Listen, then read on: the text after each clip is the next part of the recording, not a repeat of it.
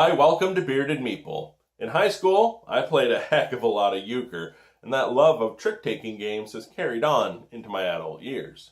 Well, today, we're going to take a look at a game for 3 to 4 players, ages 14 plus, and it plays anywhere between 40 to 60 minutes.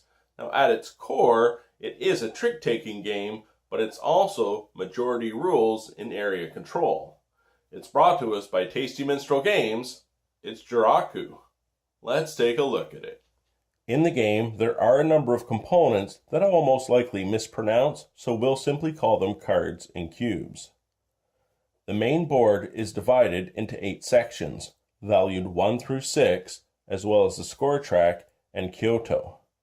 The game will last 3 rounds. You will score each trick, but you'll also score majority rules in an area based on the round, slowly trying to move all your cubes to Kyoto, as the points will diminish further away in each round, such as Area 6 is worth no points in round 2 or 3, and Kyoto is worth nothing in the first round, but on the third round, if you're first, you'll receive 15 points. Any ties in an area, you will both go down to the next scoring level. There are 3 decks of cards, each valued 1 through 6, and each deck also has a ninja card. Against a 6, a ninja will always win, but any other card, the ninja has a value of 0.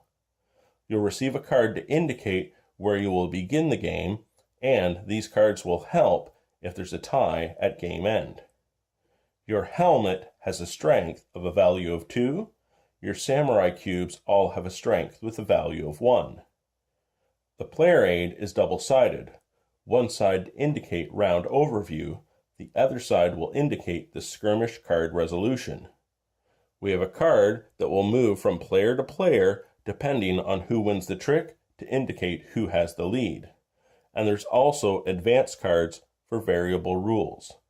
Let's take a look at the setup and the gameplay. You shuffle the cards and deal them out based on the number of players. Each player will also receive a card to indicate where their helmet will start on the board.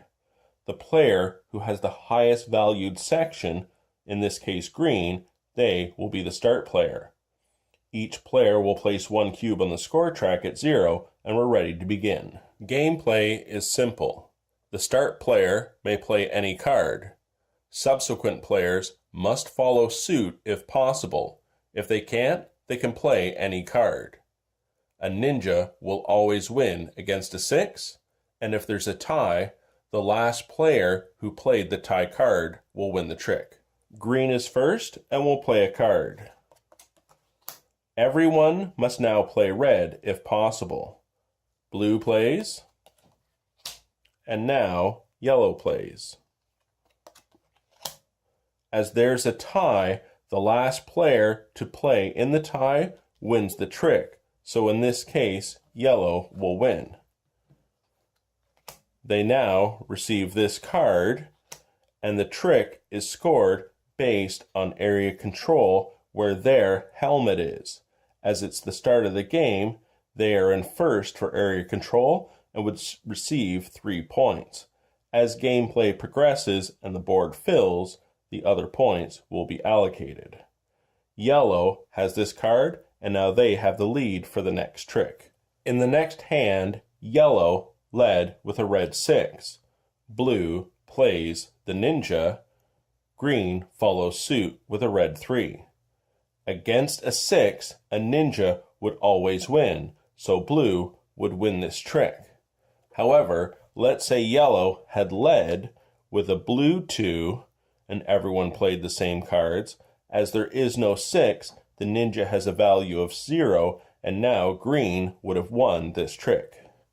And there's actually a little more to the game than just winning tricks, because not only will you gain points based on area control through winning a trick, but depending on which card you played and won the trick with, you will then gain actions through the skirmish card resolution for cube placement and movement on the board, which will gain you points as each section will score at the end of a complete round.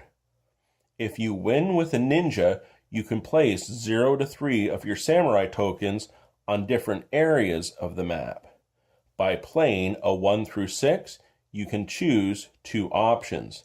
You can place 0 to 3 of your samurai tokens from your reserve to the area that equals the value of the card you played, or you can gain action points to move your helmet or cubes, which is important because as the game progresses, further areas away from Kyoto have no value.